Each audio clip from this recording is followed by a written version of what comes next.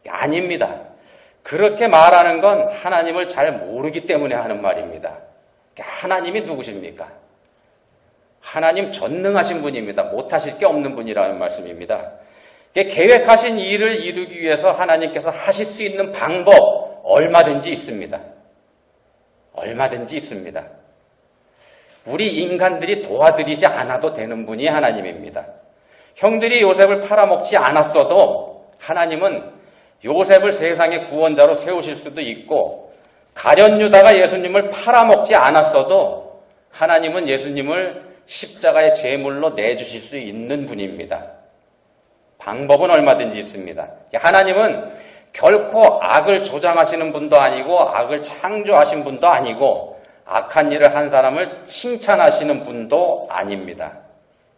그런 주장은 죄인된 우리 인간들의 자기 변명, 억지 주장 이런 거일 뿐이라는 말씀입니다. 그래서 우리가 생각하는 거는요, 우리에게 주어진 모든 삶 가운데서 우리와 함께 하시는 하나님입니다. 우리와 함께 하시는 하나님. 하나님은 우리가 닥친 모든 상황을 허용하신 분입니다. 그리고 우리와 함께 하십니다. 우리를 지켜보고 계시는 분입니다. 우리가 모함을 받아서 모든 사람들에게서 욕을 먹는 상황, 모든 사람들의 손가락질을 당하는 상황, 하나님께서 우리가 그 상황에 빠지도록 허용하셨습니다. 우리를 그런 모함에 빠뜨린 사람과 우리를 맺어주기도 하셨고 말입니다.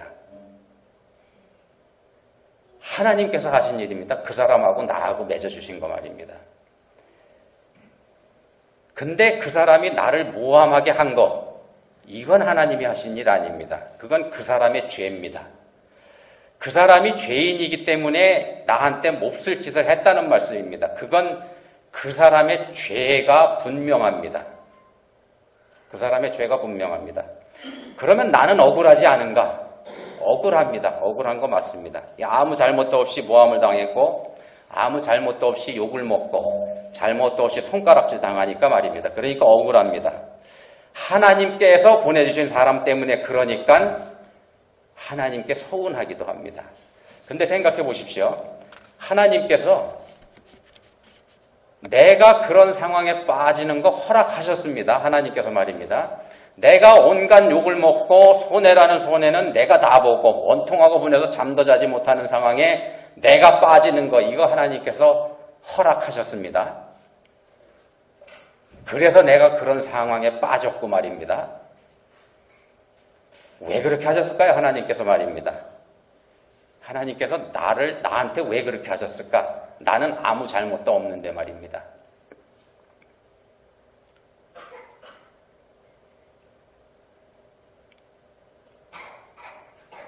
나는 아무 잘못도 없다 이런 말씀 드렸는데 정말 나한테 아무 잘못이 없을까요?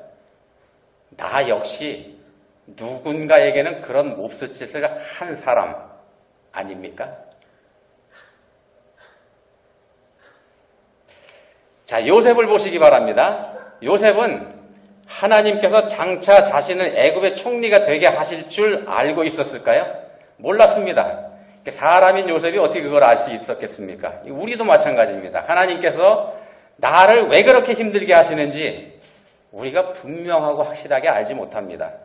우리가 하나님이 아니기 때문에 전능하시고 전지하신 하나님의 뜻, 이거 다 알 수는 없다는 말씀입니다. 그래서 우리는 본문에 있는 요셉처럼 하면 되는 겁니다. 하나님께서 하신 일이라는 사실을 인정하는 겁니다. 하나님께서 하신 일이라는 사실을 인정한 게 요셉이 한 일입니다. 본문 5절에서 7절에서 그리고 8절에서도 요셉은 하나님이라는 말을 계속 반복합니다. 이게 요셉의 신앙입니다. 자신이 처했던 상황, 말도 안 되는 그 상황, 아무 잘못도 없는 자신을 노예가 되게 한 그 억울한 상황, 그 상황은 하나님이 그렇게 되게 하셨다. 이렇게 믿었다는 겁니다. 그 이유를 알진 못하지만 어쨌든 하나님이 하셨다는 거, 이것만은 인정했다는 겁니다. 물론 본문의 시점까지 왔을 때는 하나님께서 왜 그렇게 하셨는지 이해하게 됐습니다. 다행스럽게도 말입니다. 요셉이 어떻게 이렇게 알게 되는 행운을 누릴 수 있었을까? 우리도 그러면 좋은데 말입니다. 하나님을 절대적으로 신뢰했기 때문입니다. 하나님을 요셉이 100% 믿었기 때문에 여기까지 왔습니다. 하나님을 믿은 요셉을 하나님께서 원래 목적하신 대로 중요한 인물로 사용하신 겁니다. 그러면 한번 생각해 보십시오. 우리는 하나님께서 왜 나를 고생시키시는지 그 이유 끝내 알지 못하는 경우가 많습니다. 왜 그럴까요? 내게는 왜 요셉처럼 이렇게 속 시원한 답을 주지 않으실까? 이 상황에 요셉에 비추어서 생각해 보면은요, 다른 이유도 있을 수 있겠습니다만, 이 상황에 요셉에 비추어 생각해 보면 우리의 믿음에 문제가 있다는 거다. 우리가 이렇게 유추해 볼 수 있습니다. 요셉만큼 우리가 하나님을 신뢰한다면, 그래서 우리가 적당히 죄를 지으면서 살지 않았더라면, 어떤 유혹이 있어도, 속된 말로 목에 칼이 들어와도 세상과 타협하고 살지 않았더라면 하나님께서 우리를 어떻게 사용하셨을까? 자, 내게 닥친 모진 상황, 말도 안 되는 억울한 상황, 아무 개 때문에 내가 당하고 있는 상황, 나는 아무 죄도 없는데 억울해서 참을 수 없는 상황, 이 모든 상황은 하나님께서 내가 경험하도록 허락하신 상황입니다. 그리고 나를 그런 상황에 빠뜨린 사람은 하나님께서 내게 보내주신 사람이고 말입니다. 그럼 한번 생각해 보십시오. 그 사람은 어떻게 대해야 하겠습니까? 그 사람이 하나님께서 내게 보내주신 사람이니 말입니다. 예수님께서 말씀하셨습니다. 마태복음 5장 44절에서요. 너희 원수를 사랑하며 너희를 박해하는 자를 위하여 기도하라. 너희 원수를 사랑하며 너희를 박해하는 자를 위하여 기도하라. 이 말씀에다가 이 말 한번 더해서 생각해 보시기 바랍니다. 그 인간 내가 내게 보냈노라. 마태복음 25장 45절에서는 이렇게 말씀합니다. 이 지극히 작은 자 하나에게 하지 아니한 것이 곧 내게 하지 아니한 것이니라. 자, 이 세상에서 예수님의 십자가만큼 억울하고 분하고 원통하고 말도 안 되는 그런 거 없습니다. 십자가가 가장 억울하고 분통하고 원통하고 말도 안 되는 그런 겁니다. 근데 그 십자가를 거기에 세우고 그 십자가에 예수님을 매달아 죽인 사람, 이게 누굴까요? 바로 나입니다. 나 때문에 예수님 거기 달리셨지 않습니까? 나를 모함해서 나를 함정에 빠뜨려서 나를 곤란하게 만든 그 사람보다 내가 더 나쁜 사람이라는 뜻입니다. 내가 하나님을 온전하게 믿지 않고 하나님 원망하면서 적당히 살았기 때문에 그렇게 되는 겁니다. 잘 생각해 보시기 바랍니다. 기도하시겠습니다. 하나님 아버지, 저희가 당했던 억울한 일 잊지 못합니다. 원통하고 분해서 잊을 수가 없습니다. 그 일 생각하면 잠이 오지도 않습니다. 근데 저희를 힘들게 하는 그 사람, 하나님께서 보내주셨고 하나님께서 맺어주신 사람이라는 거 알게 해주셨습니다. 저희가 하나님의 뜻을 이루는 도구로 쓰임받는 엄청난 복을 누리게 하시려는 뜻이 거기에 있다는 거 알게 해주셨습니다. 간절히 원하오니 이제는 하나님께서 하신 일이라는 거 믿고 그 뜻이 이루어지기를 바라면서 참고 견디면서 감사하는 저희 모두가 되게 해주시기 원합니다. 저희를 도와주십시오. 예수님 이름으로 기도합니다. 아멘.